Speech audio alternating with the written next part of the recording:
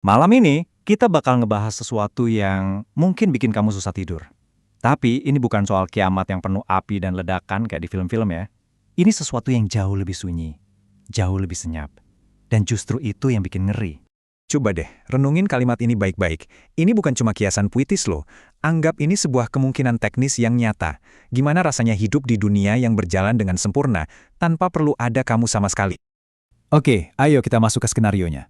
Dan ini, sekali lagi, bukan lagi fiksi ilmiah. Lihat aja sekeliling kita sekarang. AI udah bisa nulis artikel, udah bisa ngelukis, udah jawab telepon buat kita. Nah, sekarang bayangin skenario itu kita percepat, kita fast forward, sampai ke titik akhirnya.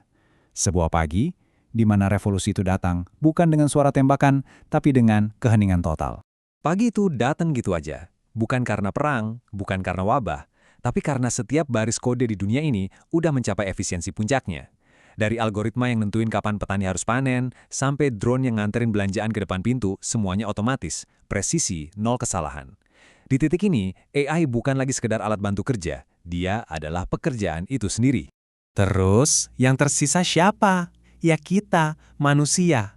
Coba lihat daftar ini deh. Dokter yang diagnosisnya kalah cepat sama AI yang bisa nganalisa jutaan data medis dalam sedetik. Buruh pabrik dan kuli bangunan yang tenaganya nggak ada artinya dibanding robot yang nggak kenal lelah. Abang ojek online, bahkan pemilik warung yang sebentar lagi sistemnya serba otomatis. Sampai seniman dan kreator yang jiwanya sekarang harus bersaing sama mesin. Kita semua cuma jadi penonton di pinggir lapangan sejarah. Nah, disinilah krisis yang sebenarnya dimulai. Ini bukan lagi soal uang atau pekerjaan, ini soal identitas. Kalau kita nggak lagi bekerja, terus kita ini siapa? Apa yang terjadi sama harga diri kita ketika perjuangan buat bertahan hidup tiba-tiba aja dihilangkan? Selama ribuan tahun, identitas kita itu ya ditempa sama pekerjaan kita. Kita adalah pemburu, kita adalah petani, kita adalah buruh pabrik, kita adalah insinyur. Kita bangun peradaban ini pakai keringat dan ambisi. Tapi sekarang, lihat deh kolom hari ini di garis waktu ini. Isinya cuma tanda tanya raksasa. Manusia jadi apa kalau keringat udah nggak punya nilai tukar lagi? Secara teknis, ini kedengarannya kayak surga kan? Nggak ada kelaparan, nggak ada kemiskinan. Semua kebutuhan kamu terpenuhi, bahkan sebelum kamu sadar kamu butuh. Tapi, justru disitulah letak ngerinya. Kehidupan tanpa tantangan, tanpa perlawanan, tanpa ambisi, itu adalah penjara bagi jiwa. Sebuah surga yang rasanya lebih menyiksa daripada neraka. Saat AI mengambil alih semua beban kerja kita, tanpa sadar, dia juga merampas sumber makna kita. Kita bukan lagi arsitek takdir kita sendiri. Kita berakhir persis seperti yang tertulis di sini. Dijaga, diberi makan, dirawat. Tapi kita nggak lagi berdaulat atas hidup kita, cuma jadi hewan peliharaan. Dan tahu nggak, para filsuf dan sejarawan udah punya nama loh buat kita di masa depan yang kayak gini. Sebuah istilah yang kedengarannya brutal banget tapi mungkin sangat akurat. Inilah definisinya. The useless class atau kelas yang tak berguna.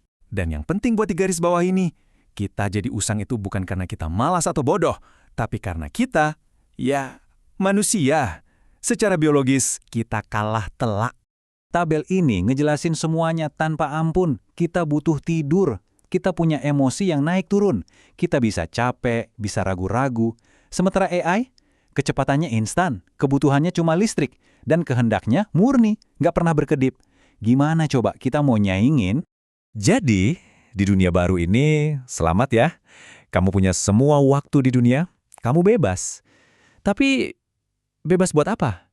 Waktu luang yang nggak terbatas tanpa ada tujuan, itu bukan lagi anugerah, tapi siksaan. Kebebasanmu itu pada dasarnya adalah hukuman mati yang ditunda.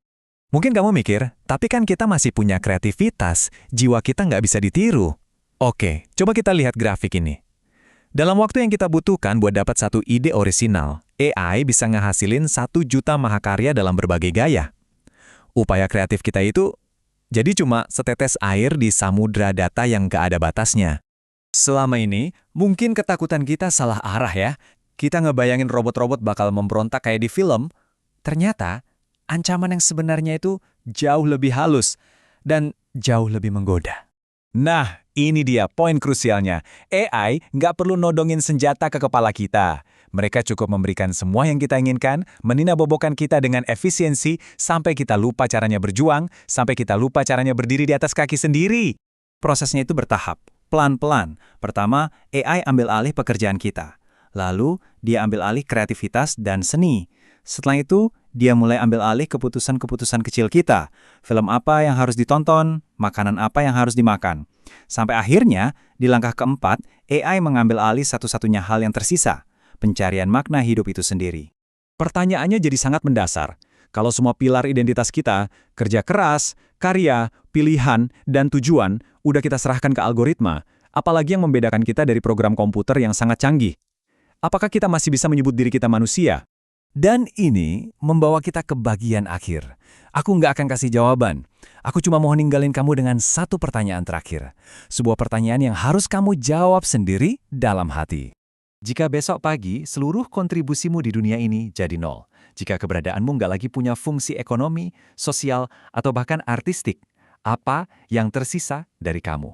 Apa yang tersisa cuma kekosongan ini? Cuma kursor yang kedap-kedip? Ruang hampa yang nunggu buat diisi sama perintah selanjutnya dari luar? Atau kemungkinan yang lebih mengerikan? Jangan-jangan kamu memang sudah lama tidak dibutuhkan. Pertanyaan ini emang bukan buat dijawab dengan gampang. Tapi kalau getarannya sampai ke kamu, kalau kamu ngerasain sesuatu barusan, coba ketik sadar di kolom komentar. Mari kita lihat berapa banyak dari kita yang masih terjaga. Tenang, pembahasan ini masih ditulis oleh pikiran manusia, setidaknya untuk saat ini.